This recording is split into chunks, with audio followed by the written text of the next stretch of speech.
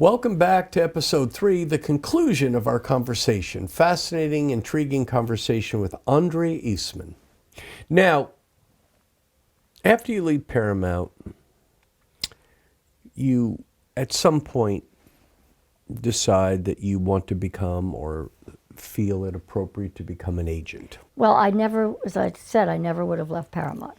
So Frank Yablans was head of distribution.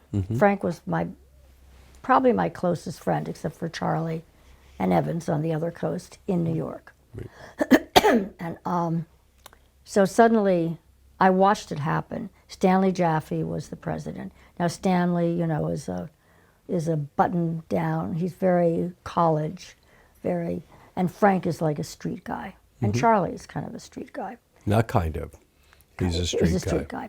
So Frank and Charlie are both street guys. And so we all take a private plane from New York to Boston to see a sneak preview of Catch-22. And I'm watching Frank working Charlie on the plane. Charlie, he used to say Charlie anyway. And Stanley's kind of, you know, buttoned down. But so, like, 2 days later, Stanley's out and Frank is made president. Now, when I tell you that Frank and I were close, he didn't have a clue. I would take him tie shopping. I introduced him to Robert Redford at lunch, trying to like give him some pointers on. He was head of sales, you know, putting the movies. He was brilliant at it, putting our movies in the best theaters. So now my buddy Stanley's gone. I'm heartbroken, and it's very close to the Academy Awards. And since I cast Love Story, it's nominated for 7 Academy Awards. I'm asked to go. I'm flying from New York. There were 5 of us going. So Frank overnight turns into Napoleon, and he goes, "No one's going to the Academy Awards, just Charlie and me." I go, "Frank, blah, blah, blah." No, that's it. So then Frank leaves. Before he leaves, like, he calls me and he goes, "If Charlie says you can go, you can go. If he gives you permission, you can go to the Academy Awards." So I was like this child. Like, well, so Tommy Tannenbaum, who was head of television for us, was my date. Okay. So I asked to see Charlie. Now, Frank has just been made president. You know, my timing was a little childish, but so I said, "Charlie," because I actually talked to Arthur. Arthur Hiller did turn the movie down. I did put Allie in My Columbus. I said, I'm heartbroken. Frank won't let me go to the Academy Awards. So Charlie goes like this, "Don't you have a plane to catch?" "Oh, yes." So I go down, and I call Tommy. I go, "Okay, Tommy, Charlie said I can go. I'm coming," because he had, you know, we were together. And Frank happened to be in his office. Frank gets on the phone, and he said to me, "If you get on that plane, you're fired." I mean, I felt like somebody had stabbed me in the heart. Of course. So I cried. I was devastated. And then I just thought, you know what? Screw you, Frank. And I called Paul Rosen at, it was then IFA, kept offering me a job. I said, "Paul, can we have lunch tomorrow?" Had lunch with Paul Rosen. He doubled my salary. Frank got back from the Academy Awards.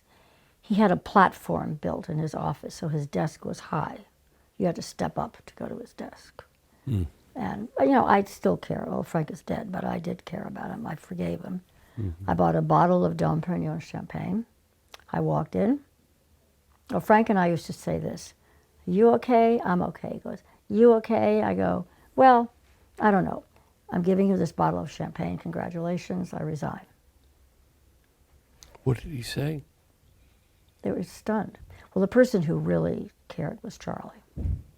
And so you left to begin a life as an agent. Who's your first client? Oh my goodness, that's a good question. I represented Dick Benjamin, Paula Prentice, Catherine Ross. I remember my clients way better when I was at ICM than I do. So then you leave there, you go to ICM. No, I left actually to become a manager.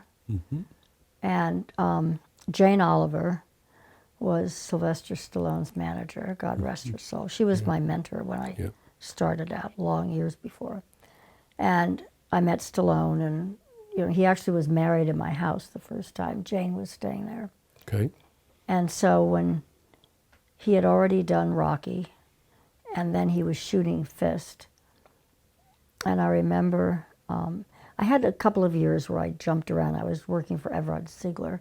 I opened up a talent department. They only had, well, I really am jumping around, but I left IFA because everybody that I worked for left. So then nobody was there that I knew. Then you go to anymore. ICM. So it wasn't ICM then, it was IFA. Right. So I left because Mike Medavoy left to run United Artists. I guess it was Orion Pictures. So everybody I worked for resigned and did something else. So then I resigned. And then I didn't want to not work, so I went for a short time. But it turns out Everett Ziegler really didn't like actors. He cared about books. But anyway, so my friend Jane has passed away. And on the answering service over the weekend, there was a message from Sylvester Stallone that he'd like me to be his manager. I'm thinking, oh my God, I'm not equipped to represent Sylvester Stallone by myself. And Jeff Wald and I had been talking about maybe doing something together. He passed away recently. Yes, he did. He was a manager. I knew him well. Colorful character as well. Colorful character. So I called Jeff, because we've been talking about getting together. I represented Peter Boyle. That was one of my clients when I was at IFA. And I had Jeff was involved with something that I was involved with Peter. So I meet with Jeff and I go, because he'd wanted me to join him, my company to join his company. Right. So we met and I said, so Sylvester Stallone is trying to decide between whether I should be his manager, meaning me, or Herb Nanas. So Jeff goes, I'll make a deal tomorrow with Herb Nanas and we'll form a company. So Rona Barrett announces our company, right? So it's going to be me, Jeff, and Stallone's coming, and my clients are all coming, Jamie Lee Curtis, Peter Boyle, I forget who else. And so I did something really stupid. I wanted to take some time off, and so I arranged to have Jeff meet Stallone for the first time, and I didn't go. That was not wise. That was one of... That was unwise. You think? I do. You think? So... Had anyway, you asked me, I would have told you.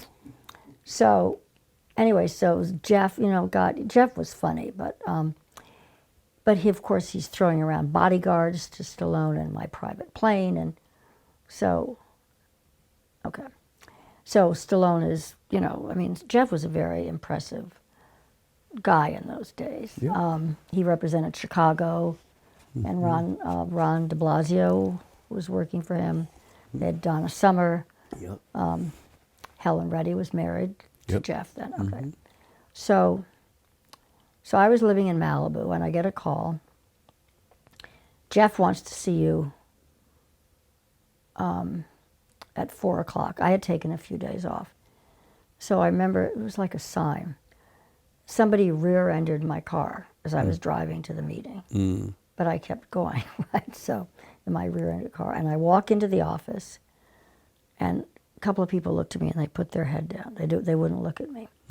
So Ron de Blasio, I'm called into his office, and he goes, we don't want to go forward with you. Jeff's going to have his own company. First of all, I cried. It's like, what? What do you? I introduced it. No, we're willing to offer you $25,000. So I took a deep breath. I stopped crying, and I said, fuck you. I'm going to sue you. And I walked out. And by the way, suing Jeff Wald at that point in the story is pretty formidable. Well, I've never sued anybody in my life. Right. And I remember I had dinner with Alan Carr that night. God rest his fabulous soul. Alan Carr was a very flamboyant producer, good man. And great manager. Yes. Alan Carr was amazing. So we had dinner at Ma Maison. And Alan said, you should start your own management company. Call it Andrea Eastman Management. I'm thinking, so for some reason, being a woman, that time, I didn't think, how could I possibly do this without a man? So now I'd like to move toward the current phase of your life and this new book that you have just created or helped create. Trooper at the Beverly Hills Hotel. Trooper at the Beverly Hills Hotel. Now, this is a beautiful book, a beautiful illustrated book. Not written by me. Not written by you. And would you be willing to tell us the story of this book and Yeah, how because through all of this glamorous life and Yes. fast-paced life, Yes. my passion in life are animals. Yes. I rescue horses and dogs, and it's just that's where my heart is. Mm-hmm. My heart. I guess I could think of my clients. We're all out there, like rescuing, taking care of them. Yeah. But I love animals. So Mm-hmm.